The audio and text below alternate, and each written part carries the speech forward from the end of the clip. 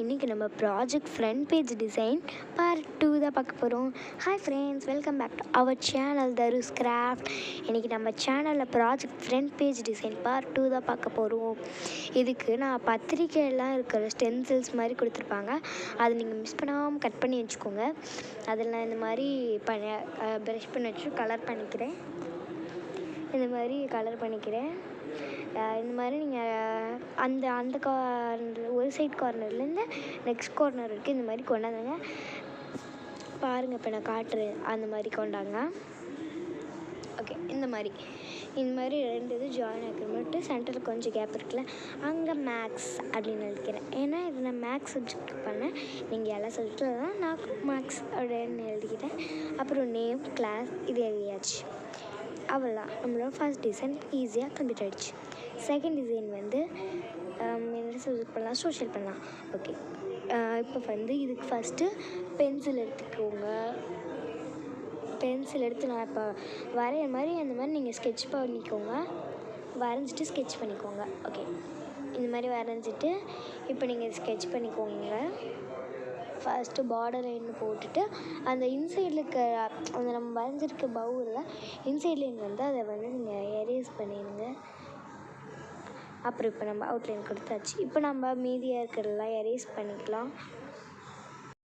Okay, இப்போ நம்ம இந்த பவுக்கு நீங்கள் எல்லோ கலர் நான் எல்லோ கலர் கொடுக்குறேன். நீங்கள் ரெட் கலர் கொடுத்தீங்கன்னா இன்னமும் அட்ராக்டிவாக தெரியும். ஆனால் எல்லோவும் அட்ராக்டிவாக தெரியுதான், ஆனால் ரெட் கொடுத்திங்கன்னா இன்னமும் நல்லா தெரியும். ஸோ ப்ரஷ் பெனில் நான் எல்லோ கலர் வச்சு ஃபுல்லாக கலர் பண்ணிக்கிறேன். இந்த கேப்பில் மறக்காமல் நம்ம சேனலை சப்ஸ்கிரைப் பண்ணி பெல் ஐக்கான் கிளிக் பண்ணி ஷேர் பண்ணுங்கள். மற்றவங்களுக்கும் நம்ம வீடியோஸை ஷேர் பண்ணுங்கள். மறக்காமல் இந்த டிசைன்ஸ்லாம் உங்களுக்கு பிடிச்சிருக்கான்னு கமெண்ட் பாக்ஸில் கமெண்ட் பண்ணுங்கள். ஃபர்ஸ்ட்டு இது சோஷியல் சப்ஜெக்ட்னால சோஷியல், அப்புறம் நேம், கிளாஸ் அப்படின்னு எழுதியாச்சு. ஓகே, இப்போ நெக்ஸ்ட் டிசைன் போயாச்சு. ஓகே, இப்போ நெக்ஸ்ட் டிசைனுக்கு நான் ஃபஸ்ட்டு பார்டர் போட்டிருப்பேன். நீங்கள் பார்டர் போடாதீங்க, அப்புறம் பார்டர் போட்டிங்கன்னா உங்களுக்கு நல்லா இருக்காது. அதனால் நான் திரும்ப பார்டரை அந்த பேப்பரையே கிழிச்சிடுவேன். ஓகே, இப்போ நான் இதோ மேஸ்கின் டேப்பை நான் ஒட்டிக்கிறேன். மேஸ்கின் டேப் எப்படி செய்யறதுன்னு நான் இன்னொரு வீடியோவில் சொல்கிறேன்.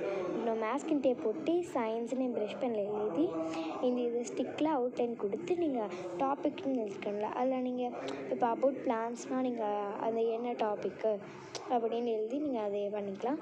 அப்புறம் நேம், கிளாஸ்னு எழுதியாச்சு. அப்புறம் கொஞ்சம் இது வச்சு அவுட்லைன் கொடுத்துட்டேன், அப்போ தான் ரியலிஸ்டிக்காக இருக்கும்னு. இப்போ நெக்ஸ்ட்டு இதுக்கு நம்ம ப்ரஷ் பண்ணி வச்சு கலர் கலராக நம்ம வந்து லைன் போட்டுக்கிறோம். குட்டி குட்டியாக ஃபஸ்ட்டு குட்டி குட்டியாக நான் பிங்க் கலரில் போடுறேன். பாருங்கள், பிங்க் கலரில் குட்டி குட்டியாக போடுறேன். நெக்ஸ்ட்டு பர்பிள் கலரில் போடுறேன். அப்புறம் எல்லோ கலரு. இது பார்க்க எனக்கு கொஞ்சம் சிம்பிளாக தான் இருந்தது. சிம்பிளாக இருந்தால் தான் இந்த டிசைன் அழகாக இருந்தது. இது பயாலஜி சப்ஜெக்டாக அப்போ நான் முடிச்சாச்சு, ஆனால் ரொம்ப சிம்பிளாக எனக்கு தெரிஞ்சுதா.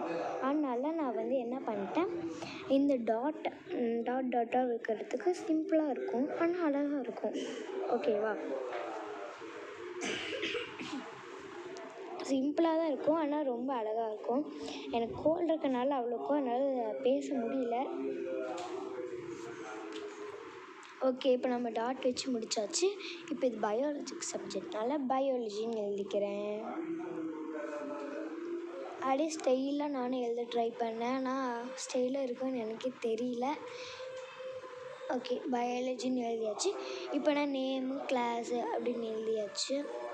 இப்போ நான் திரும்ப அந்த பயாலஜியில் நம்ம வந்து இந்த சப்ஜெக்டுக்கு பண்ணோம்ல சயின்ஸு, அந்த மாதிரி நம்ம பயாலஜிலையும் பண்ணிடலாம். ஓகே, இந்த மாதிரி அவுட்லைன் கொடுக்கும்போது ப்ளெயினாக இருக்கும், ஆனால் அதாவது இந்த கொடுத்தோடனே நீங்கள் எழுதுனலாம் அப்படியே தெரியும். ஆனால் இது கொடுத்துட்டிங்கன்னா அழகாக அந்த லுக்காக தெரியும், ப்ரைட்டாக தெரியும். ஓகே, இப்போ இதுக்கு வந்து நீங்கள் நார்மல் பென்சில்லையே இந்த மாதிரி வரைஞ்சிக்கோங்க. இப்போ நான் கலர் பண்ணிட்டேன். இப்போ நான் இதில் கிராஸ் வரைஞ்சி ஒரு சின்ன ஹட், பெரிய ஹட் மாதிரி வரைஞ்சிட்டு ரெயின்போ வரைஞ்சிட்டு க்ளவுடு, சன்னெல்லாம் வரைஞ்சேன். நார்மலாக ரெயின்போவில் 7 கலர்ஸ் இருக்கும், ஆனால் இதில் ஸ்பேஸ் பார்த்தனால 4 கலர்ஸ் வரைஞ்சிட்டேன். அப்புறம் இதில் வந்து பார்த்திங்கன்னா 3 பேர்ட்ஸ் வரைஞ்சிட்டு அப்புறம் தமிழ்னு எழுதிட்டு நேமு கிளாஸு பெயர் வகுப்புன்னு எழுதிட்டேன் தமிழில். இப்போ அவ்வளோதான். இந்த டிசைன் வந்து அழகாக முடிஞ்சிருச்சு. இப்போ நெக்ஸ்ட் டிசைன் போயிடலாமா? இப்போ இது 5th டிசைன் நினைக்கிறேன். ஆமாம், இது 5th டிசைன் நம்மளுக்கு. ஓகே, 5th டிசைன் இது நம்மளுக்கு. ஓகே, இப்போ நெக்ஸ்ட் டிசைனாக நம்ம என்ன போட போகிறோன்னா, இந்த மாதிரி நீங்கள் வரைஞ்சிக்கோங்க. இந்த மாதிரி நான் எப்படி வரையனோ கேப் விட்டு வரைஞ்சிக்கோங்க. அப்புறம் பிளாக் ஸ்டிக்கர் வச்சு கர்வ்டு லைன்ஸ் வரைஞ்சிக்கோங்க. அப்புறம் அது அதுக்கு ஆப்போசிட் டைரெக்ஷனில் இன்னொரு கர்வ் வரைஞ்சிக்கோங்க. பார்க்க அழகாக இருக்கும். அதுக்குள்ளே கலர் பண்ணிக்கோங்க. பார்க்க அழகாக இருக்கும். அது பண்ணிங்க. அதுக்குள்ளே கலர் பண்ணிட்டு அப்புறமேட்டு நம்ம ப்ரஷ் பென்னோட நிப்பில் வைக்கிற மாதிரி நீங்கள் பண்ணுங்கள். அது அப்படியே திருப்பி நான் அப்படியே பண்ணும்போது கொஞ்சம் அழகாக வந்தது. இதுக்கு நான் கலர் பண்ண பர்பிள், பிங்க்கு, எல்லோ இதெல்லாம் யூஸ் பண்ணி கலர் பண்ணியிருக்கேன். ஓகே, இப்போ நான் ப்ரஷ் பென்னோட அந்த நிப்பு இருக்குது பாருங்கள். நான் பிளாக் கலர் எடுத்திருக்கேன். அந்த நிப்பு இருக்குது பாருங்களேன். அந்த நிப்பை அதுவும் இந்த மாதிரி நான் வச்சு ஒரு லீஃபே அப்படி இருக்குது. நீங்கள் பிளாக் ஸ்டிக்கில் பண்ணால் இன்னமும் நல்லா வந்திருக்கும். இது பண்ணோன்னே பெருசாக இருந்ததுனால எனக்கு பிடிக்கல. ஆனால் நல்லா லுக்கு செம்மையாக இருந்தது. இன்னும் இது அதை வச்சு பண்ணிங்கன்னா இன்னும் சூப்பராக இருந்திருக்கும். ஓகே, இப்போ நம்ம கம்ப்ளீட் பண்ணியாச்சு. இப்போ இதில் இங்கிலீஷ் சப்ஜெக்ட்டு தான் நம்ம பண்ணியிருக்கோம். இங்கிலீஷ்னு எழுதி நேம் கிளாஸ் அப்படின்னு எழுதியாச்சு.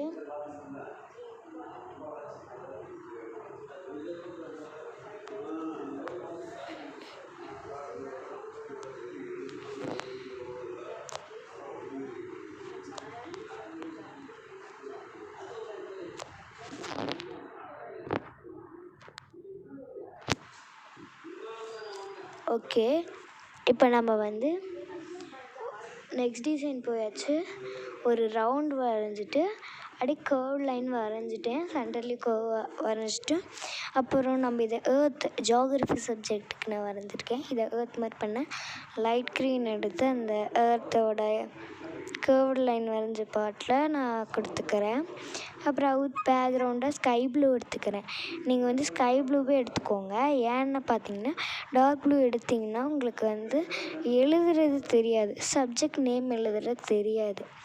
அதனால் லைட் கலரே எடுத்துகிட்டு எழுதுங்க. அதுக்கப்புறமேட்டு பார்த்திங்கன்னா ஜியாகிரஃபி நான் எழுதிட்டேன். ஜியாகிரஃபி நேம் கிளாஸ் அப்படின்னு எழுதிக்கோங்க. எனக்கு கோல்டு இருக்கிறதுனால வாய்ஸ் கொஞ்சம் ஸ்டக் ஆகிற மாதிரி இருக்கும். எனக்கு தொண்டை கட்டிக்கிச்சு.